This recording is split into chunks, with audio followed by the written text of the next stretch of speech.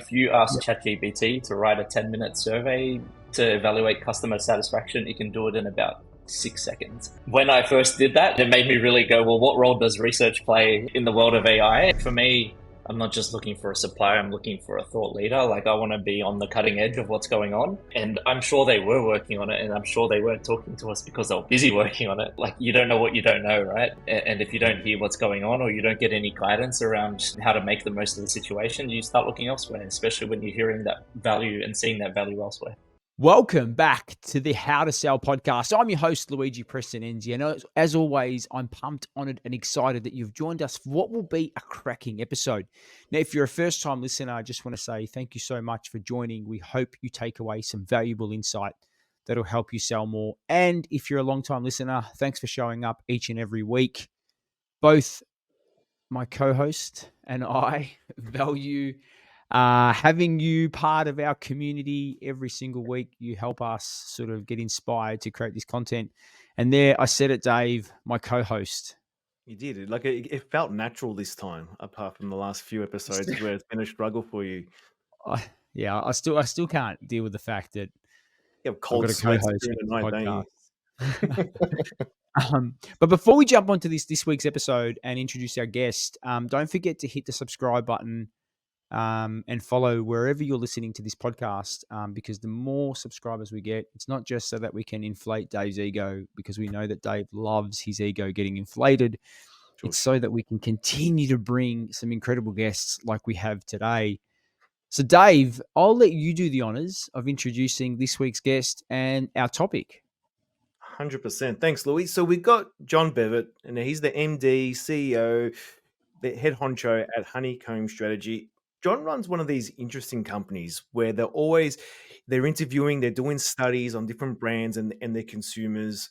And I've always been captivated by the research that John and the team do. There's always some crazy insight.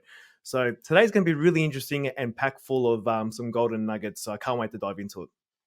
All right. So John, thank you and welcome to the How to Sell podcast. Thanks for having me here, guys. It's great to be here. Yeah, awesome. So, mate, before we jump into this week's episode, to pick your brain about how you buy, would love it if you could maybe just give us a quick introduction. I know that Dave introduced you, but could you maybe just give us a quick intro to a bit about your background and what you currently do in your role? Yeah, for sure. So, to give you a bit of background around Honeycomb and the work that I do, I have to think about how I would explain it to my mum, because it's a very hard industry to explain to people who don't know what market research is. Every time I tell my mum, she's like, "Are you the one doing the phone calls about the surveys?" I'm like, "Yeah, sort of, mum." But essentially what we do is we work with big corporates to essentially help to make sure that their products they're delivering are fit for purpose and serving customer needs. So in terms of what that means in practical terms, it's about how can we accelerate product market fit? How can we develop a compelling go-to-market strategy, and how can we deliver an effective brand campaign? So that's kind of our trifecta that we do. In terms of my role at the company, so as MD, it's really about directing the big picture and the strategic direction of the company. And we're in peak scale at the moment, so it's about building, I guess, a series of automated engines that run on its own, and building a team of great people with great minds, and I love to work with great clients. Yeah, awesome. So would love to know, and thank you for sharing that. I can't wait to break this topic down, right? Because what we love to do on this podcast, and this podcast is designed to help sellers rethink the way they approach buyers, so they can actually start seeing things from the buyer's perspective, right? Would you be able to maybe share with us a recent purchase? And I'm not talking, like a laptop purchase. I'm talking of a significant purchase that required yourself and multiple people in your team to get consensus on a decision that you were making, where there was a bit of money involved. Could you maybe talk us through, what did you buy? You don't have to talk about company names or anything like that. But could you just start with, what did you buy, and what was the trigger? Like, what happened in your business for this to become something that you and your team had to look into? Yeah, so a really good one that comes to mind, and I'm sure a lot of people have experienced this recently, is a third-party AI solution.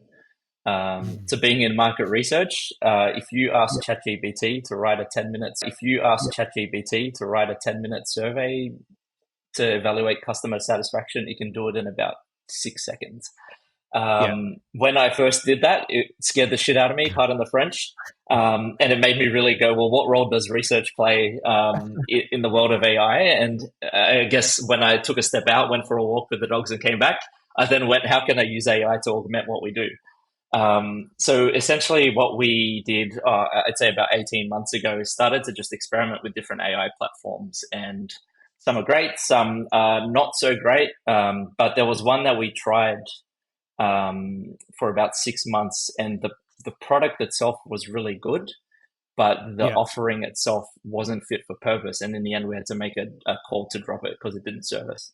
How Okay. did that make you feel, John, like going Mm. into that space where you're looking at purchasing something that's critical to the business? It could change the business. What was that sort of emotional roller coaster like? Being forever the optimist, I was quite excited about it because I had known about AI. I had known, like many of us, that it was going to disrupt us in some form or fashion. I didn't know it was going to go straight to the heart and the wallet. So I was very curious and I was quite excited, but I was also quite, I guess, critical because I knew how Mm. quickly things were changing, and that makes for interesting context when I guess a company is trying to marry you and lock you into a long-term contract when there's an industry that's changing every week. Yeah. And just want to confirm, you went down the process, but you didn't buy. We went through, we ended up using them for about 6 months, Yeah. and then made a call that it wasn't feasible to lock into a contract, just given the economies and the maths and the value we we're Yeah. getting back for it. Okay. So you and this is interesting. So 6 months. And do you mind sharing with our audience who in your team was involved in that selection process? Yeah, for sure. So our business is composed of 80% researchers, so client-facing Okay. researchers, a mix of qualitative researchers, so they're the ones that do focus groups and stuff, and quantitative researchers Mm. that do the surveys. Yeah. This impacted them both. So we actually had most of the team involved, ranging from juniors who would be end users through to our senior researchers who would be the more strategic kind of executors of it, and then managing director and my partner, the founder. John, when during that process, so like you made the decision to give it a try, right? Mm. For that 6 month period. How was that decision made? What was the sales process like during that? Was it a trial, or was it we're going to sign up for 6 months and then look to pursue further? How Mm. was the sales process during that engagement like? Yeah, so it landed and ended up in a trial, but it was one of the very few cold emails we actually responded to. And I get a lot of cold emails. A lot of them end up in junk. Um, but what got our attention was that it was quite well thought out. It spoke specifically to our industry and our industry challenges, and it got my name right, which is always a win. And so that kind of made us go, actually, yeah, this is very topical. We've been curious about it. We like risk reversal. They had a really good framing about going, you can trial this risk free. Actually new Mm. in this industry, so keen to get your thoughts because they didn't Yeah. have a proposition for research as well. So if it was framed more as a bit of a exploration partnership type thing, which made us a lot more curious about it.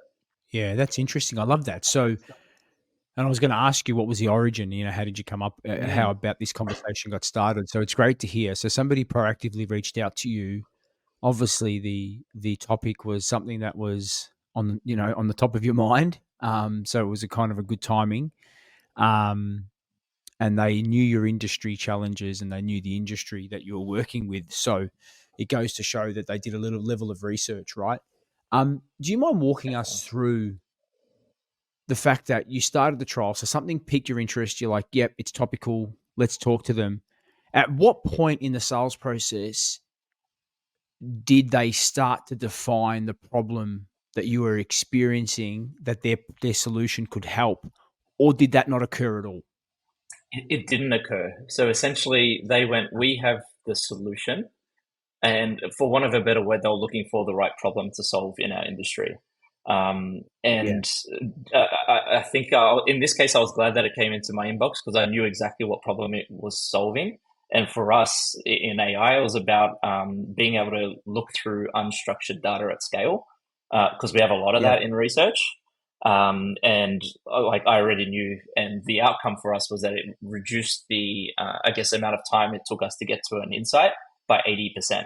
So that's time that our team can spend on higher order, more valuable tasks. So they essentially had the solution, but they didn't know the problem. And I think they were quite fortunate that I knew exactly what it would solve for. And that's when I jumped on and organized the call with them. And it was great. There was a human I could interact with on the other end. And that's where we got to experiment with things a bit.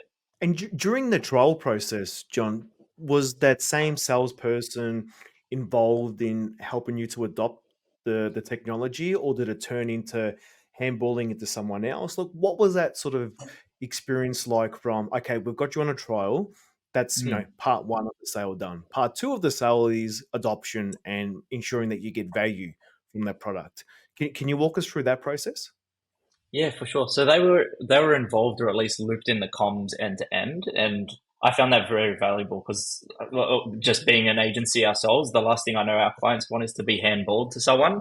They often commit to a specific person in professional services, and that person that I'd spoken to had been given all the context of our business, and so it was important for us that they were involved, and they were essentially the key contact, and they were very helpful in, I guess, evolving the solution to work around our problems. So it was still a work in progress for them, and they were able to go, cool, well, based on this, we could actually work on making it more relevant to you guys. So being able to have that opportunity to be on the front line and be able to experiment and feed into the product itself was pretty exciting.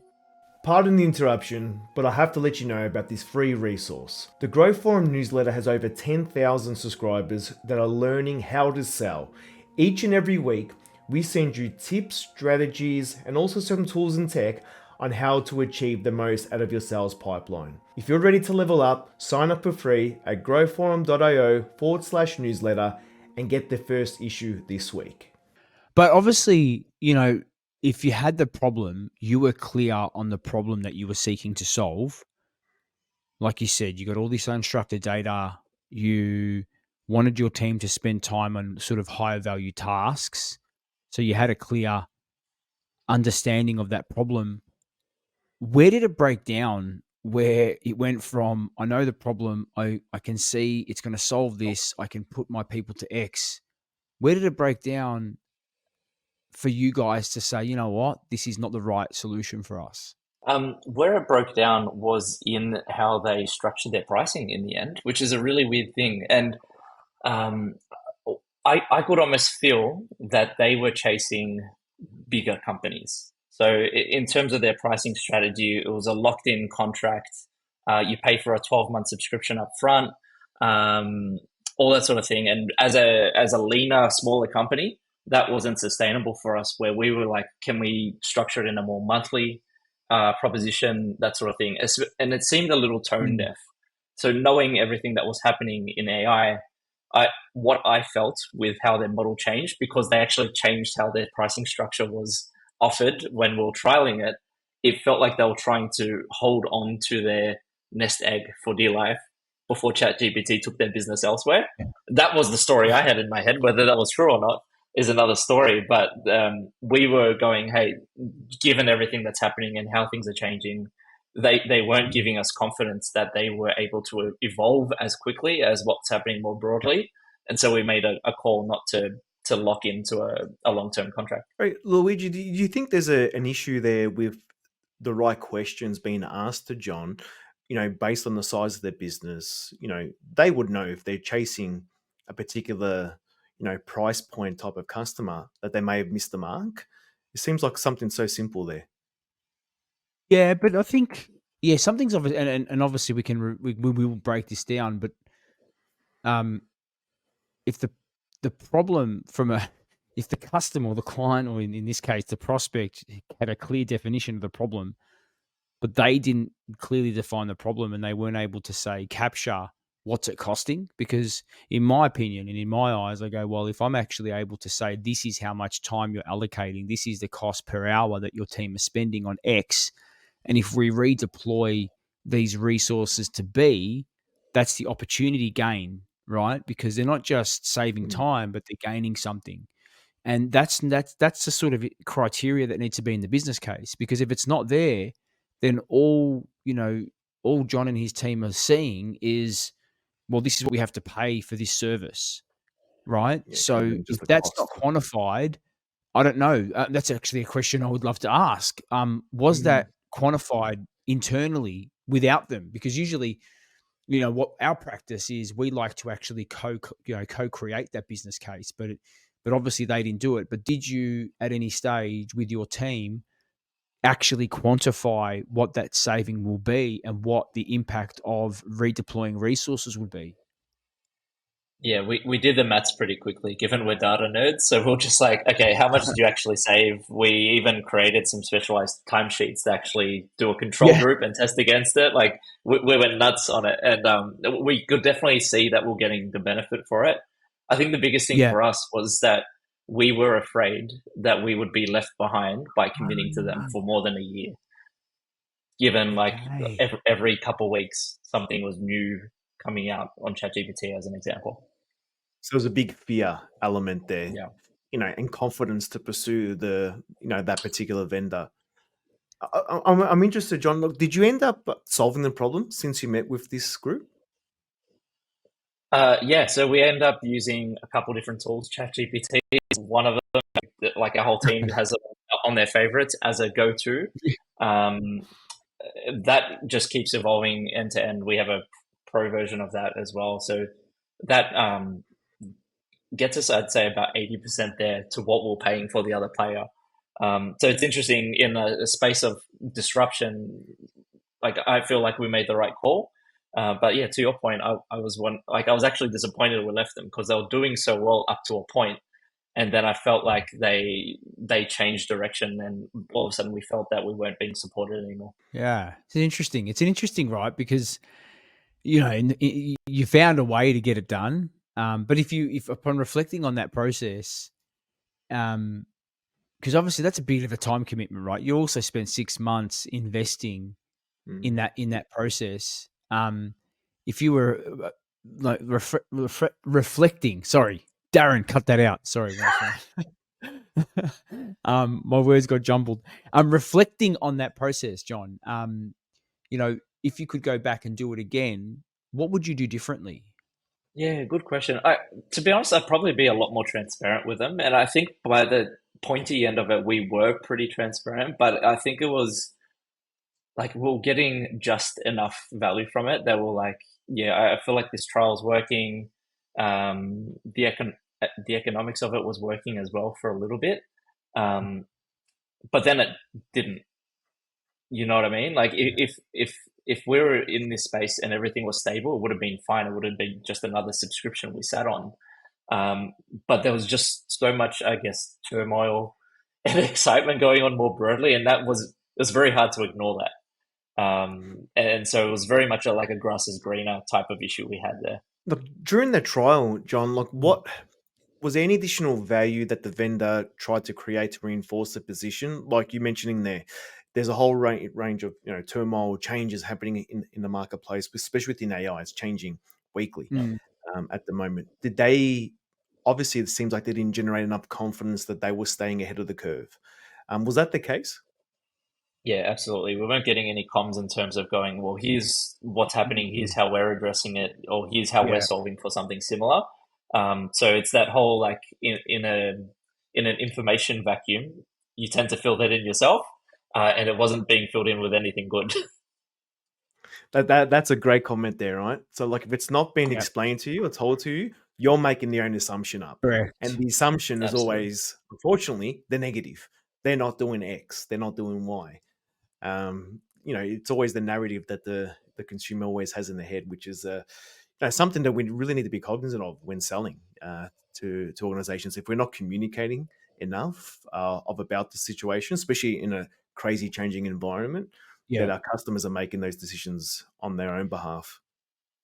Yeah, we see this all the time, right? And then they become silent objections that you never hear, and the Mm. client's made the decision, and to some extent, they've actually made the decision based on the wrong information, right? Because they've come up with their own answers, and it's really interesting, John. I'm actually in the moment. I'm in the process of renovating a house, right? And there are so many decisions that you have to make, and this is where I like to relate this back to a good sales process, because I'm needing experts like an electrician and a plumber. Now, sure, you can watch a YouTube clip and try to fumble your way around, and hopefully, if you're working with electrical, you don't kill yourself, right? But there's a reason why you pay these professionals, and there's been moments where I've kind of been looking at problems and going, "This is how I would solve it," right? With plumbing and even carpentry.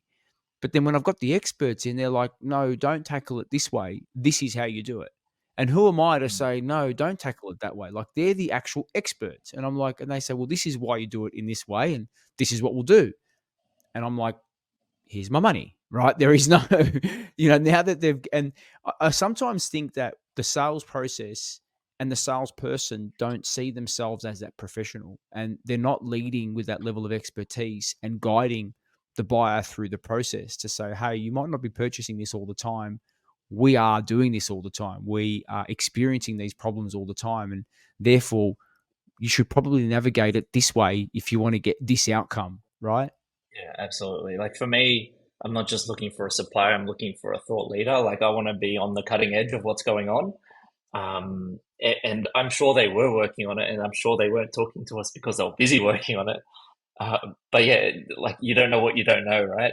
And if you don't hear what's going on, or you don't get any guidance around how to make the most of the situation, you start looking elsewhere, especially when you're hearing that value and seeing that value elsewhere.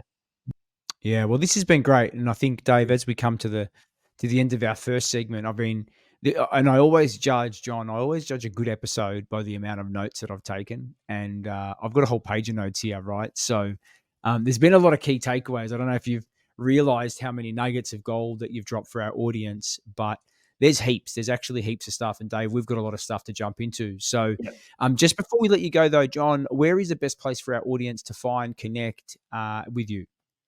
Yeah, you can hit me up on LinkedIn. So John Bevitt, JohnBevitt, or reach out to us on our website, honeycombstrategy.com.au.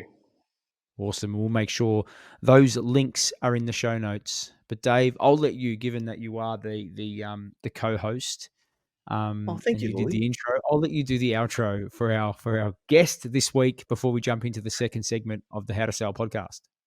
No problems. Well, again, thank you, John, for joining us today. Shared some great nuggets, as Louis mentioned. We're going to dive in now to how would we approach selling to you?